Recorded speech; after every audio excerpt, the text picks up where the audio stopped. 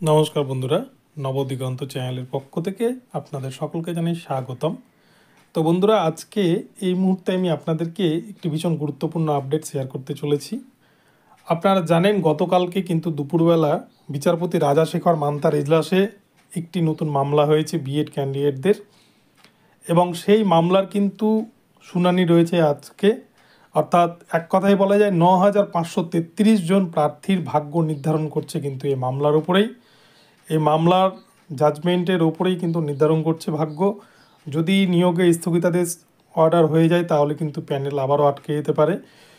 তো এই প্রসঙ্গে আমাদের প্রাথমিক শিক্ষা পর্ষদের চেয়ারম্যান গৌতম পাল মহাশয় উনি কী মন্তব্য করেছেন এই সম্পর্কে এখন আমরা বিস্তারিত এই ভিডিওর মাধ্যমে জেনে নেব।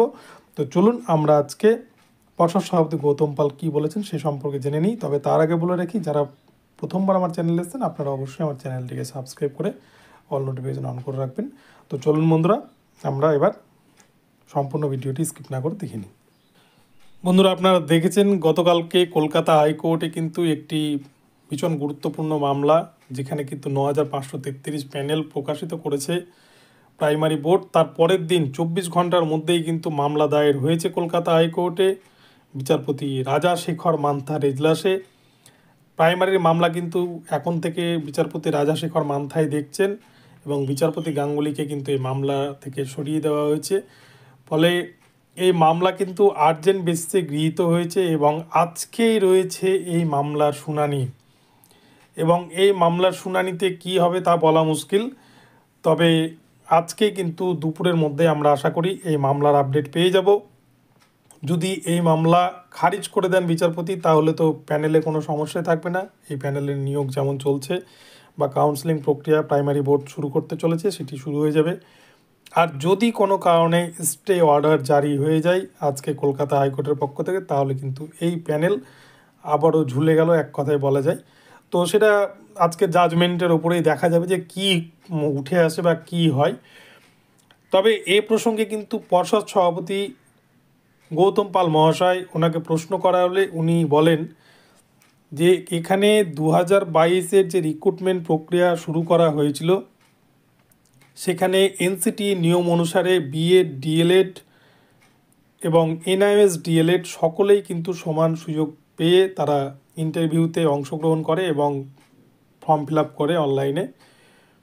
এবং ইন্টারভিউ হয়ে যাওয়ার পর সুপ্রিম কোর্ট থেকে নির্দেশ দেয় যে এনআইএস, ডিএলএড এবং বিএডদেরকে প্রাথমিকে নেওয়া যাবে না। তার সেই জন্যই কিন্তু প্রাইমারি বোর্ড বা প্রাথমিক শিক্ষা পর্ষদ এই প্যানেল থেকে বিএডদেরকে এবং এনআইএস, ডিএলএডদেরকে এই প্যানেল থেকে বাদ দিয়েছে।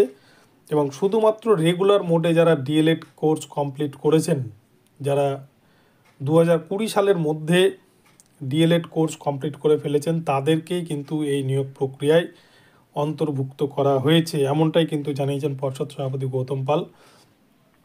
এবং এছাড়াও যখন প্রশ্ন করা হয় যে গতকালকে যে মামলাটা হয়েছে, সুমন্ত কোলে সহ 10 জন যে মামলাটা করেছে, এই মামলা প্রসঙ্গে আপনি কি বলবেন, তখন পর্ষদের চেয়ারম্যান গৌতম পালবাবু বলেন যে যারা এই মামলাটি করেছে তাদের মামলার কোনো গুরুত্ব নেই, কেননা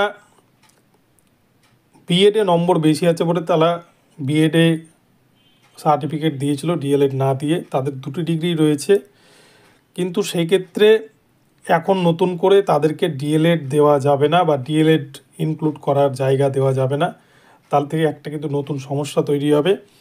ফলে প্রাথমিক শিক্ষা পর্ষদ পুরোপুরি নাকচ করে দিয়েছেন যে এটি কোনোভাবেই কোনো মতেই সম্ভব নয়। সুপ্রিম কোর্ট যা নির্দেশ দিয়েছে সেই নির্দেশ মোতাবেকে আমি প্যানেল বের করেছি। ফলে এখানে কিন্তু এগুলো মামলার কোনো প্রাসঙ্গিকতাই নেই, এমনটা জানিয়েছেন পর্ষদ সভাপতি। এবং তিনি আরও অভিযোগ করেছেন যে এনআইএস, ডিএলএডরা তাদেরকে কিন্তু সুপ্রিম কোর্টের নির্দেশে বাদ দিয়ে দেওয়া হয়েছে। ফলে এই নিয়োগ প্রক্রিয়ায় কোনোভাবে এনআইএসকে সুযোগ দেওয়া যাবে না, এমনটাই কিন্তু জানিয়েছেন পর্ষদের নবনিযুক্ত সভাপতি গৌতম পাল মহাশয়।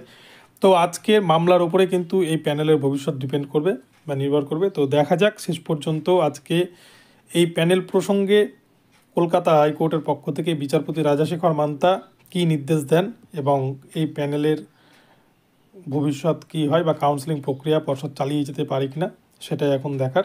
তো বন্ধুরা, এখন এই পর্যন্ত রইল আপডেটটি। আপনারা প্রতিনিয়ত চ্যানেলে নজর রাখতে থাকুন, নতুন নতুন আপডেট কিন্তু আসতেই থাকবে।